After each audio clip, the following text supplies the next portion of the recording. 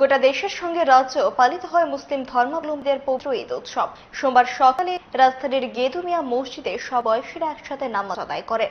নামাজ শেষে একে অপরকে আলিঙ্গনের মধ্য দিয়ে শুভেচ্ছা বিনিময় করেন। মৌলানা আব্দুল রহমান সবার সামনে দিনের তাৎপর্য ব্যাখ্যা করে কিছু আলোচনা করেন।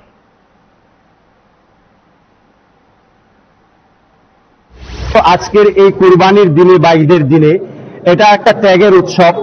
এই উৎসবের দিনে মূলত ঈমানওয়ালা মুসলমানরা নিজের প্রিয় বস্তু অর্থাৎ কোনো একটা পশুকে আল্লাহর রাস্তায় কুরবানি করে নিজের মনের ভিতরে যত খারাপ কার্যকলাপের আনসোশাল কার্যকলাপের মন মানসিকতা আছে এগুলাকে স্যাক্রিফাইস করার, উৎসর্গ করার, কুরবানি করাই হলো মূলত উদ্দেশ্য।